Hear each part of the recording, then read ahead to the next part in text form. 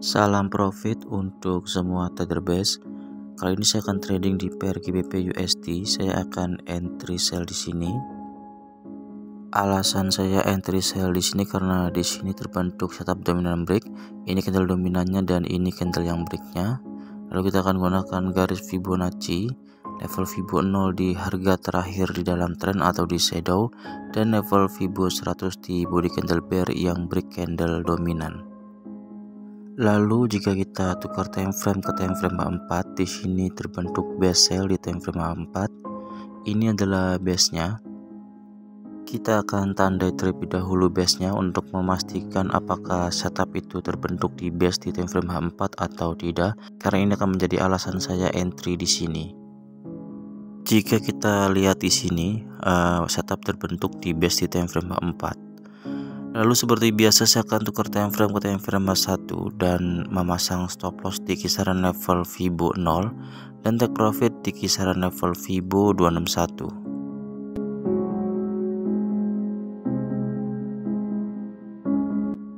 Oke, di sini setup sudah lengkap, kita hanya tinggal tunggu respon market terhadap setup sell dan base sell tersebut. Jika market merespon maka harga akan turun ke level Fibo 261.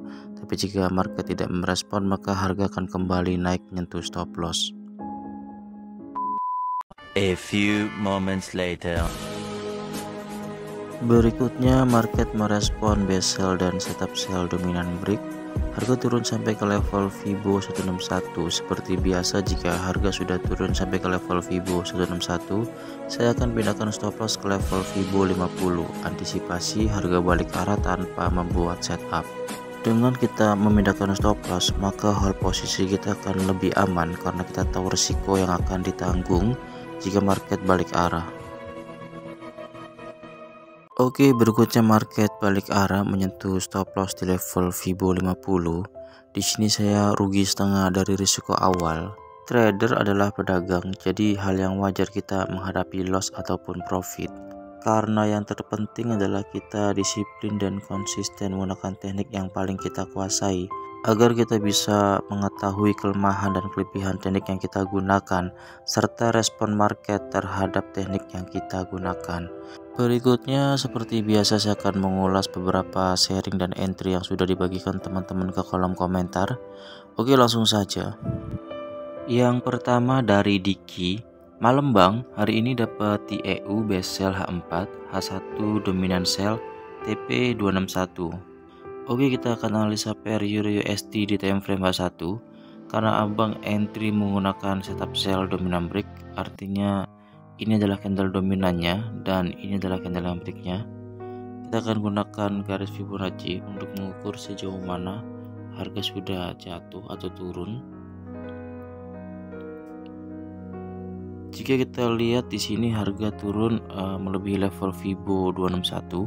Jika Bang take profit di level Fibo 261, artinya benar sekali di sini Bang sudah take profit. Jika kita lihat di time frame 4-nya juga apakah benar di sini terdapat base. Kita akan tandai terlebih dahulu harga kenaikan terakhir dalam tren tersebut. Jika kita lihat di sini, abang menggunakan base sell yang ini adalah base-nya. Kita akan tandai terlebih dahulu. Karena ini adalah harga terakhir, maka saya tandai shadow. Maka yang di sini kita akan gunakan body base-nya saja.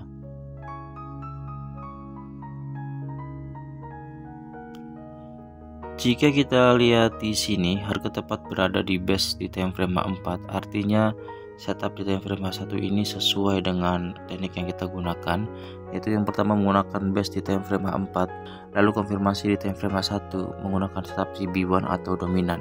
Dan di sini abang menggunakan setup dominan karena memang market membentuk setup dominan untuk konfirmasi kita entry sell.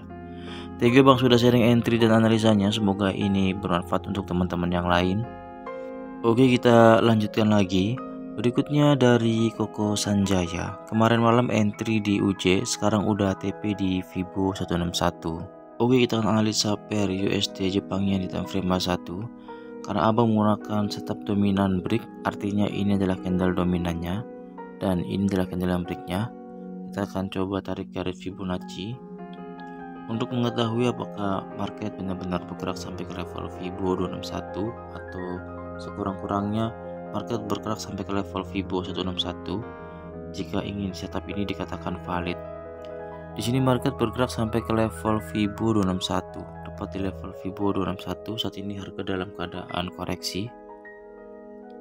Dan abang hanya ambil take profit di level Fibo 161. Artinya abang take profit lebih awal. Jika kita lihat di sini juga di level Fibo 161 market membuat setup pembalikan, yaitu setup sell CB1 break. Ini candle CB1 nya dan ini candle yang breaknya. Abang close posisi sesuai dengan SOP teknik yang kita gunakan, yaitu jika terdapat setup pembalikan di level Fibo 161, paling aman adalah kita close posisi, karena jika setup ini direspon oleh market maka harga akan turun kembali. Kita akan lihat di time frame 4 nya apakah di time frame 4 ini terbentuk base. Kita akan tandai terlebih dahulu harga terakhir dalam penurunan tersebut. Jika kita lihat di sini tidak ada base, karena ini juga bukan base. Ini hanya zona SND, yaitu rally base rally. Tapi bukan merupakan base karena satu candle ini belum mampu break candle bear sebelahnya. Artinya ini bukan merupakan base engulfing. Tapi jika abang menggunakan acuan rally base rally ini, itu juga bisa digunakan, tidak ada masalah. Thank you abang sudah sharing entry dan analisanya. Oke, kita lanjutkan lagi. Berikutnya dari Gusnando JGC. Setoran Bang Boim hari ini Selasa 14 Maret saya OP Gold dengan base 4 terbentuk CB1 di H1. Saya sell di Fibo 100 sempat plus tapi kembali ke atas, ternyata ada base di ujung. Saya sempat nambah amunisi walau floating minus cukup banyak. Alhamdulillah turun lagi, close manual di dekat 161. Koreksi kalau salah bang, berdebat ternyata, thanks bang. Oke, kita akan analisa market gold di time frame H1. Di sini benar sekali terdapat setup CB1 break. Ini candle CB1 nya dan ini candle yang breaknya. Kita akan gunakan garis Fibonacci. Di sini setupnya valid karena harga turun sampai ke level Fibo 161. Tepat di level Fibo 161 harga hanya membuat shadow lalu harga naik kembali. Jika abang entry di setup full margin, karena di sini juga ada setup full margin, yaitu ada base di dalam setup, sudah cukup banyak profitnya karena secara rasio jika abang entry di level Fibo 50 atau di base tersebut dan TP di level Fibo 161 itu sudah cukup banyak profitnya. Kita akan lihat di time frame 4 apakah setup ini terbentuk di base. Kita akan tandai harga kenaikan terakhir dalam tren tersebut. Jika kita lihat di sini juga sama, di sini tidak terbentuk base karena di sini hanya terbentuk zona SND, yaitu drop base drop. Jika abang menggunakan acuan zona SND maka bisa digunakan juga karena sama-sama merupakan zona SND. Cuma jika saya sendiri saya lebih fokus kepada zona SND yang berbentuk base, yaitu base yang terbentuk dengan pola candle engulfing. Jika kita lihat di sini memang setupnya terbentuk di base bang. Dan di time frame 1 juga market merespon dengan membuat setup sell CB1 break, tapi harga saat ini hanya bergerak sampai ke level Fibo 161. Masih ada potensi harga untuk turun kembali ke level Fibo 261. Thank you bang sudah sharing entry-nya. Oke, kita lanjutkan lagi. Berikutnya dari Mas Jun FX. GJ sell di base 4 setup CB1 kena SL bang. Oke, kita akan analisa pair GBP Jepang yang di time frame 4. Kita akan lihat base sell yang terdekat dengan harga hari ini. Ini adalah base sell yang terdekat dengan harga hari ini. Kita akan tukar time frame ke time frame 1. Di sini market membuat dua kali setup di base sell tersebut. Yang pertama market membuat setup sell dominan break. Ini candle dominannya dan ini candle yang breaknya. Tapi sayangnya setup sell dominan break ini tidak direspon oleh market, maka harga naik kembali. Lalu di setup yang kedua market membuat setup sell CB1 break. Ini candle CB1 nya dan ini candle yang breaknya. Lagi-lagi market tidak merespon setup sell CB1 break tersebut lalu harga naik kembali. Di sini alasannya tidak pernah dua kali entry di tempat yang sama jika setup yang pertama itu gagal. Karena yang ditakutkan adalah market membuat dua kali setup yang gagal, karena itu sangat merugikan sekali. Di sini base-nya betul, setupnya betul, hanya saja market tidak merespon base sell dan setup sell tersebut. Thank you bang sudah sharing entry dan analisanya, semoga ini bermanfaat untuk teman-teman yang lain. Oke, sekian komentar yang bisa saya jawab. Jika ada komentar yang terlewat saya mohon maaf. Jika ada penjelasan yang kurang jelas saya juga mohon maaf, dan jika ada kata-kata yang kurang berkenan saya juga mohon maaf. Semoga semuanya selalu diberkahi dengan profit konsisten. Terima kasih untuk semuanya.